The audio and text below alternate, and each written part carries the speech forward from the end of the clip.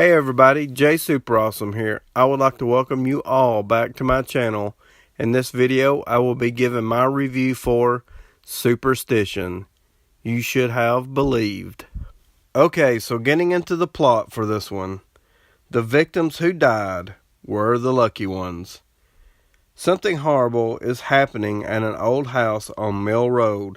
A series of grisly accidents has occurred near the site where a witch drowned centuries earlier. But when an alcoholic minister and his family move into the cursed residence, an idealistic young priest and a cynical police detective start their own investigation into the unexpected violence. Has the daughter of Satan returned for a rampage of vengeance? Will the laws of the church be strong enough to cast out this demon? And if evil has truly found a new home, is the entire neighborhood headed straight to hell?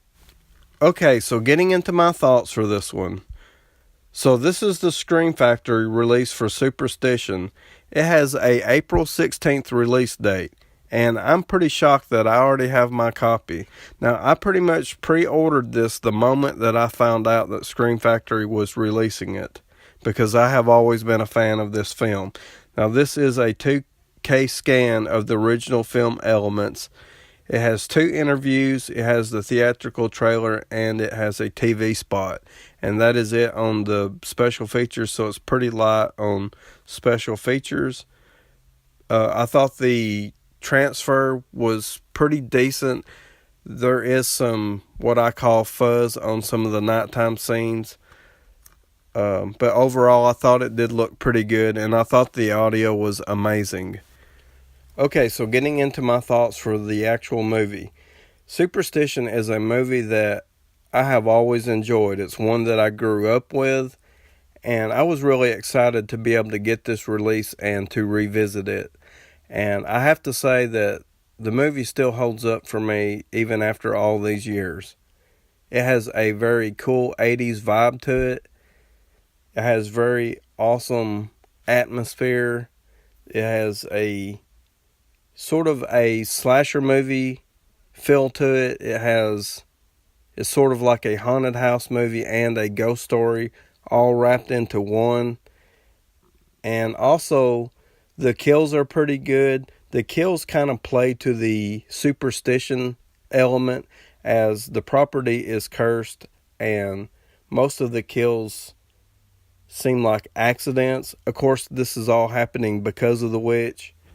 Now, some of the kills the witch is more hands-on with than others, but I love the camera work as she's moving through the house, and she has a really creepy laugh.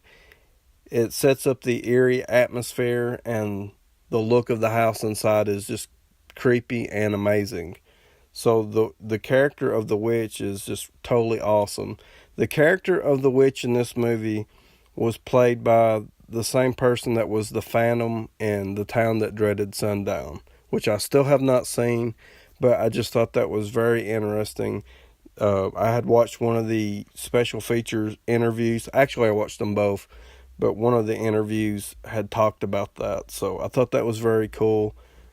So the witch is very creepy in this movie. So the cast of characters that we get in this movie, I enjoyed them all pretty much. You have a family moving into this house, and the preacher has sort of a troubled past. He has had drinking problems, and they're looking at it as a chance to start over and, get their lives back together. A local priest is also helping them get settled in. And we also have detectives on the scene constantly, because he is investigating murders that have taken place on the property. Now, the city wants to destroy the house on the property because of all the accidents that have happened. The beginning of the movie starts off with some of these events occurring, and they play out very cool, and some very awesome scenes in the beginning. Totally have an 80s vibe to them, and I just enjoy all the characters in this movie. There's also some characters that I kind of don't understand the part that they play. There is sort of a old woman and her son, and he is the caretaker of the property. And it's kind of odd that nothing bad has happened to these two characters. I'm not really sure if it's explained, but maybe I have missed what their purpose was. But they're in there, and I don't really mind them. Her son is actually a mute, and he's kind of being accused of some of the murders and the strange ongoings around the property. So the police are keeping a close eye on them. But the story has some very good elements to it. It feels like a slasher movie, a haunted house movie, and a ghost story all wrapped into one. At one point in the movie, it does go back to a flashback scene where we see the witch on trial for her crimes. She has been committed as a witch and of witchcraft, and she is being executed, and she is executed by drowning, which I found to be really interesting. And so the ritual was not complete when they executed her, and that is why she's able to roam the property at nighttime. But when a cross that was holding her in place is removed from the pond, she's free to roam around during the day. So lots of really cool storyline elements. Now, I do have to say that the weakest part of the movie is definitely the ending. The ending falls a little bit flat, and I think most people will probably agree with me on that one. So with thinking a little bit more about the neighbor characters that I couldn't quite put a finger on before, I think their purpose in the movie is just to be mysterious. The caretaker being a mute and the police needing to place the blame on to someone. And also his mother is mysterious, and she's pretty much the character that warns people to stay away and to not disturb the property. So I think that's the overall purpose of their characters. I don't really think that there's much more to it than that. I don't understand really why they're able to be so close to it. And I believe that might be kind of a little bit of my issue with their characters. But, which I couldn't really say that it's an issue. They're just they're able to be there when for so long when other people have not been able to, I guess. But overall, this is a fantastic movie. And I've kind of been trying to decide how I'm going to rate this one.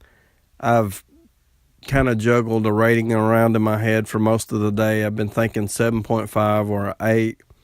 I wanted to go ahead and give it an 8 based on the atmosphere, the music, the creepy house, and the scenes with the witch at the end. You don't never really get a clear look at the witch, but what you do get to see of the witch is just totally amazing. It's really creepy, and it's dark and mysterious. And the image that you see on the cover of the Blu-ray is a really awesome image. You see images sort of like this towards the end of the movie, and it really just holds together pretty well. Now, the ending is a little weak, so that's going to be my one warning about the movie. But everything else I feel is pretty solid, and I think most people that enjoy classic 80s horror films is going to enjoy this one. So I'm going to go ahead and stick with the 8. So if you guys have seen Superstition before, or if you're interested in picking up this release, please comment below and let me know. Please like, subscribe, and comment below, and I would like to thank you guys for watching.